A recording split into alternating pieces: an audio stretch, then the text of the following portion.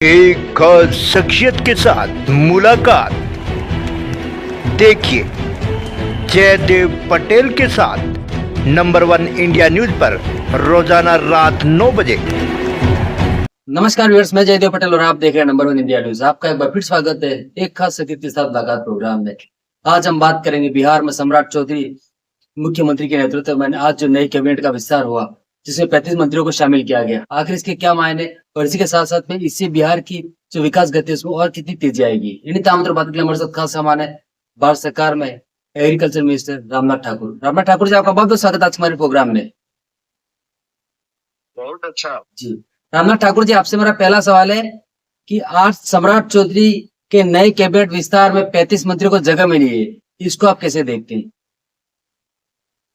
ये पहले जब श्री सम्राट चौधरी जी मुख्यमंत्री का पद लिए तो 2 मंत्री माने उप मुख्यमंत्री का 3 था।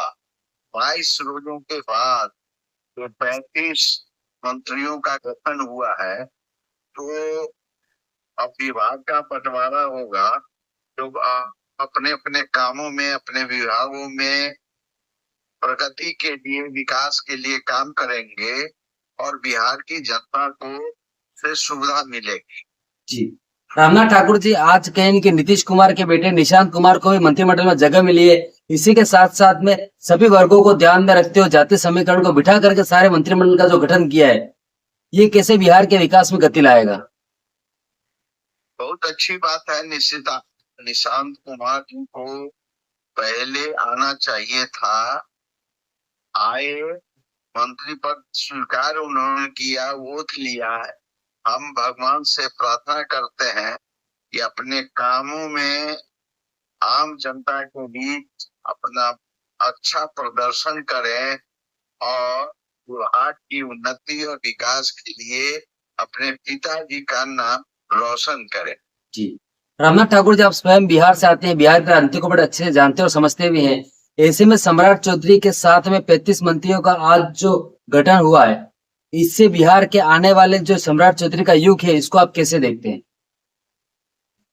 सम्राट चौधरी जी नौजवान हैं, संघर्षशील आदमी हैं, बातों को समझते हैं, बिहार की समस्या को भी समझते हैं और पूर्व मुख्यमंत्री श्री नीतीश कुमार जी के निर्देश पर उनसे सलाह मशवरा लेकर के बिहार की उन्नति, बिहार की प्रगति, बिहार के विकास के लिए वो अग्रसर मंत्रिमंडल के सहयोग के साथ आगे बढ़ने का काम करेंगे और बिहार को विकास के अंतिम सीढ़ी पर पहुंचाने का काम करेंगे। जी रामनाथ ठाकुर जी, पश्चिम बंगाल में जिस प्रकार से शुभेंदु अधिकारी के पीए की जो हत्या कर दी गई, लगातार जो हिंसाई घटना देखी जा रही है पश्चिम बंगाल में, इसको आप कैसे देखते हैं?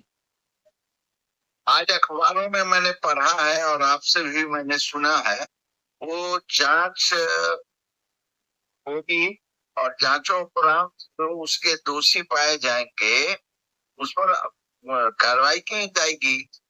जी रामनाथ ठाकुर जी, आपसे मेरा एक आखिरी सवाल है कि पश्चिम बंगाल में भारतीय जनता पार्टी को मिली बम्पर जीत के बाद में कहीं ना कहीं अब ममता बनर्जी का आरोप है कि ईवीएम में छेड़छाड़ करके उनको हराया गया, इसलिए वो मुख्यमंत्री का पद छोड़ने को तैयार नहीं है। इसको आप कैसे देखते हैं? आप आप प्रबुद्ध आदमी हैं, अच्छे जर्नलिस्ट हैं। आपको जब अधिसूचना जारी हो गया, विधायकों का लिस्ट चुनाव कमीशन से अधिसूचित कर दिया गया, तो अब वो क्या है? अब तो कुछ नहीं है। अब तो वो जगह छोड़ेंगे, छोड़ना ही पड़ेगा संविधान के अनुसार। और भारतीय जनता पार्टी के नेता का चुनाव होगा और उसमें जो मुख्यमंत्री के उम्मीदवार होंगे वो वोट लेंगे और वेस्ट बंगाल की उन्नति, प्रगति, विकास और आम जनता के लोगों का जो काम है वो होगा। जी रामनाथ ठाकुर जी, आपने हमारे लिए समय निकाला, उसके लिए आपका बहुत बहुत धन्यवाद। धन्यवाद।